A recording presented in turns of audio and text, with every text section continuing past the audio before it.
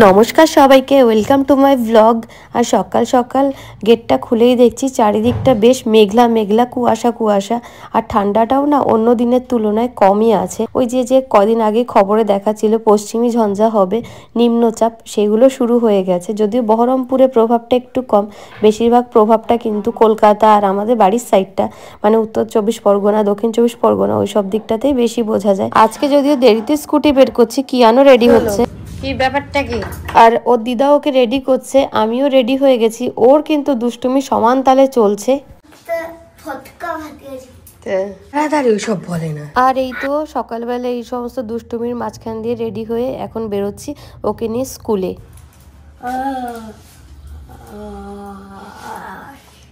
কি করছে পুচুটা? নমো করো মাম্মা, যাও ভালো পরীক্ষা দিও। নমো করো, ভগবানকে নমো করো। আরে ঠামি দাদুকে নমো করো, ঠাকুরকে নমো করো। হ্যাঁ চলে এসো, দিদাকে নমো করো। ভালো করে পরীক্ষা দিও। চলো চলো, টাটা টাটা টাটা, চলো চলো টাটা। আচ্ছা, আর এই তো ওকে পরীক্ষা দিতে দিয়ে এসে এখন আমি একটু চা বসিয়ে নিয়েছিলাম। আজকের পরীক্ষাটা হলে বাঁচা যায়, মানে ওর পরীক্ষা না, পরীক্ষা তো মায়েদেরই হয়, বিশেষ করে এই ছোট্টবেলায় যখন ওরা পরীক্ষার কোনো গুরুত্ব বা মানে কোনোটাই বোঝে না, কিন্তু মায়েদের তো একটা চাপা উত্তেজনা থাকেই।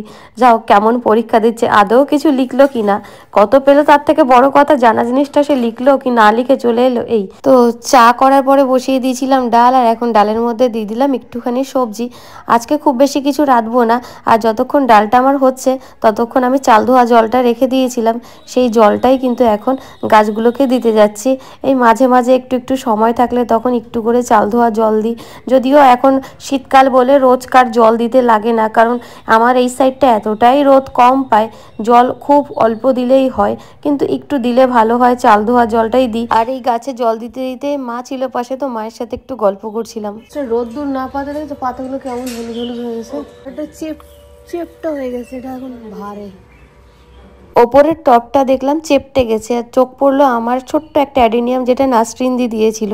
কি অবস্থা, এটা বাড়বেই তো না। এই যে ছোট্ট অ্যাডেনিয়ামটা কি সুন্দর চারাটা দিয়েছে নাসরিন দি বানিয়ে, এক ফোঁটা জল দিলাম। আর গতকালকে ছেলের বন্ধুর মায়েরা এসেছিল, তারা আমার মায়ের বেগুন গাছ দেখে ভীষণ প্রশংসা করেছে, সেটাই মাকে বলছিলাম। কালকে ওরা তোমার বেগুন গাছের কথা বলছিল, যে কি সুন্দর বেগুন গাছগুলো কে লাগিয়েছে। আমি মা বেগুন হচ্ছে। মা বলল যে দুটো বেগুন হয়েও ছিল, উঠিয়েছে, আরও কয়েকটা বেগুন গাছে আছে ছোট ছোট, আর অনেক ফুল আছে। আসলে অনেক যত্ন করে যখন একটা গাছ বানানো হয়, তারপর সেটা যখন ফুল বা ফল দেয়, সেটা কিন্তু একটা আলাদাই আনন্দ। ঠিক যেমনভাবে সন্তান মানুষ করার পর সন্তান ভালো কিছু করলে, প্রতিষ্ঠিত হলে যেমন আনন্দ হয়, তেমনই খানিকটা তো মায়ের এই বেগুন গাছটা বেশ বেগুন হতে শুরু করেছে। এইটা মায়ের প্রশংসা শুনে মায়ের খুব ভালো লাগবে, তাই মাকে একটু বললাম যে তোমার এই গাছগুলো দেখি সবাই খুব প্রশংসা করে। আর একটু জল দিচ্ছি, বেশিরভাগ সময় মাই কিন্তু পরিচর্যা করে, এই ক্রেডিটটা প্রায়টাই মায়ের। আর সকাল সকাল গাছের সাথে একটু সময় কাটিয়ে এবার আবার ফিরে এসেছি রান্নাঘরে। আর আজকে রান্না বলতে তেমন কিছুই নয়, ডালটা তো বসিয়েই দিয়েছি, আর ভাবলাম একটু ডিমের ঝোল করব, কারণ রাত্রেবেলা আমাদের একটু নিমন্ত্রণ আছে, আমার আর ছেলের বিশেষ করে। আর মাছ টাছ তো মা তেমন খেতেও চায় না, তো আজকের জন্য ডিমের ঝোলটাই ঠিকঠাক আছে। তার আগে ডালটা একটু ফোড়ন দিয়ে নিয়েছি। এবার যতক্ষণ ডালটা হচ্ছে আমি ওদিকে পেঁয়াজ, আদা, রসুন এগুলো সব পেস্ট করে নিয়েছি। এবার ডিমগুলোকে একটু সেদ্ধ বসিয়ে দিচ্ছি। দুটো ডিম আর একটা ডিম কিন্তু ছেলের জন্য আগেই দিয়ে দিয়েছিলাম ভাতের সাথে, ওটা ওখানেই আছে। আর আমাদের দুজনের জন্য দুটো ডিমই করব, কারণ মা তেমন কিছু খেতেও চায় না, একবেলা একটা খেলে পরের বেলা আর খাবে না। আর এইদিকে এই ডিমের সাথে কিন্তু নতুন আলু যেহেতু উঠেছে, তো নতুন আলুর দম যেমন খাই, গোটা গোটা আলুগুলোকে একটুখানি ভেজে নিচ্ছি। ওদিকে আমার ডিমটাও কিন্তু প্রায় সেদ্ধ হয়ে গেছে। এবার আমি ডিমটাকে নামিয়ে দিয়েছিলাম, দেওয়ার পরে এবার ডিমের ঝোলটা বসিয়ে দিয়েছি। আর আজকে তেমন রান্না নেই করে কিন্তু বেশ খানিকটা সময় কাটিয়ে ফেলেছি। এখন মনে হচ্ছে 10টার মধ্যে তাড়াতাড়ি যা হোক কিছু একটু করে বেরিয়ে ছেলেকে আনতে যেতে হবে। তাই জন্য এই যে ফোড়ন দিয়ে পেঁয়াজ, তার মধ্যে গোটা গরম মশলা, একটুখানি গোটা জিরে আর একটুখানি টমেটো দিয়ে ভেজে ওর মধ্যে ডিম দুটোকে ছেড়ে দিয়েছিলাম। তারপরে যে পেস্ট করা মশলাটা মানে পেঁয়াজ, আদা, রসুন এগুলোকে দিয়ে দিয়েছি। সেই পেস্ট মশলাটা সাথে গুঁড়ো মশলাও অ্যাড করে দিয়েছি। দেওয়ার পরে এবার সবটাকে একসাথে কষিয়ে নিয়েছি, মানে আলাদা আলাদা করে কিছু না, সবটা একসাথে ভালো করে কষিয়ে দিয়ে দিলাম কিছুটা পরিমাণ গরম জল দিয়ে আমি চলে গেছিলাম ছেলেকে আনতে। আর আজকে সে কিন্তু ভীষণ খুশি। ও এই ক্যালেন্ডারটা দিয়েছে আর দেখি, ও এই কেকটা দিয়েছে, বাহ সুন্দর তো। না কেকটা খেয়ে নে, হাত ধুয়ে হ্যান্ড ওয়াশ করো, হ্যান্ড ওয়াশ করে কেকটা খেয়ে নাও। এক তো পরীক্ষা শেষ, তারপরে আবার উপরই পাওনা ক্যালেন্ডারের কেক ক্রিসমাসের জন্যে।